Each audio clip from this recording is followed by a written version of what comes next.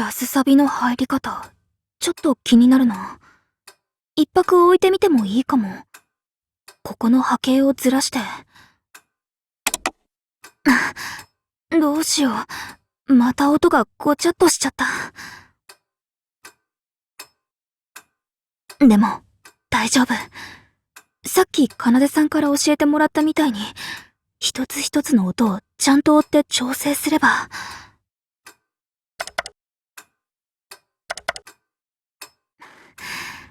すごく良くなった気がする。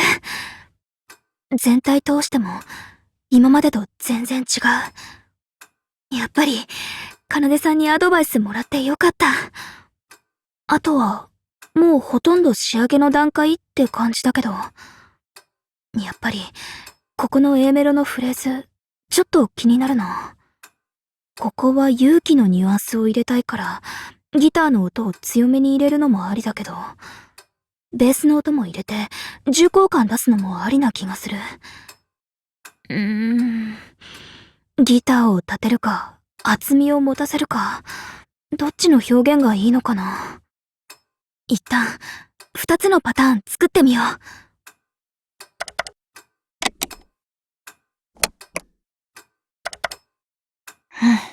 こんな感じかな。いいフレーズができたって。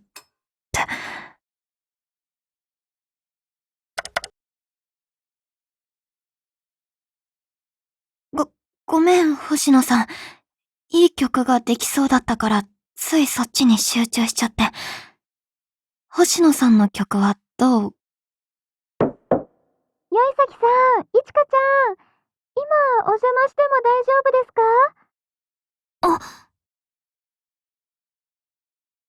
うん、大丈夫だよ。失礼します。二人とも作曲順調そうですか？お茶とおにぎりを作ったので、よかったらどうかなと思って。ありがとう、ほなみ。せっかくだし、いただこうかな。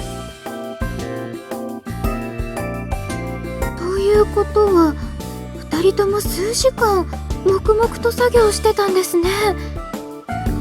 ごめん、星野さん。すっかり自分の世界に入っちゃって。全然大丈夫です。基本的なことを教えてもらえたおかげで、どんどんイメージ通りに曲ができていったので。そうなんだ。よかったね、いちかちゃん。でも、さっきまた新しい問題が出てきちゃって。新しい問題？はい。一つのフレーズで2パターン作ってみたんですけど、2つとも悪くない気がして、どっちを採用すればいいか悩んじゃって。なるほどね。DTM の難しいところだよね。生の楽器と違って限られたものを使うわけじゃないから、プラグインだけで選択肢がたくさんあるし。そうですよね。私も最初ギターだけでこんなにたくさんの音があるんだって驚きました。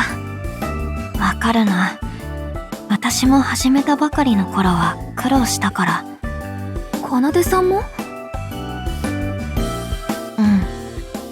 本当に最初から最後までずっと選択の連続で、それが正解かどうかなんてわからないし、自分だけじゃなくて誰も答えを知らないし、星野さんみたいに究極の二択で迷うこともあって、やっぱり選ぶのは勇気が必要なんだけど、そこに向き合わないと作曲は終わらないから、勇気を持ってこっちが正しい道だって信じて進むしかないんじゃないかな。そうやって手探りで進んでいって、最後聴いてくれる人に喜んでもらえる曲が作れた時、DTM って面白いなって思ってもらえると思うよ。勇気を持って正しいと思った道を信じて進む。なんだか、人生の話みたいですね。そうかな。そこまで話を大きくしたつもりはなかったんだけど。ごめんなさい。私、前にそういうことで悩んだ経験があるので、何かを選んで決める勇気って、曲作りだけじゃなくて、いろんな場面で必要になってくるんだなーって。だから、今のよいさきさんの言葉、大事にしたいって思います。望月さん。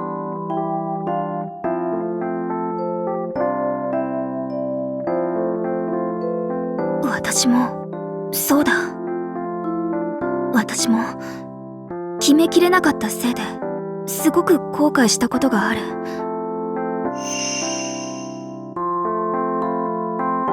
サキが学校に来てくれて、また昔みたいに4人でいられるって、そうしたいなって思ってたのに、どうしたらいいのかわからなくて、結局、何もできなくて。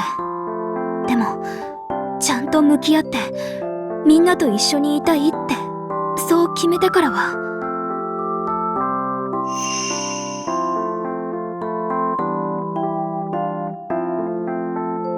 花見の言ってること、私にもわかるよ。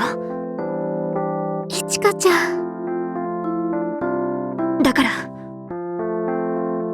やっぱり、勇気を出さないとね。自分の選択を信じて進まなくちゃ。そうだね。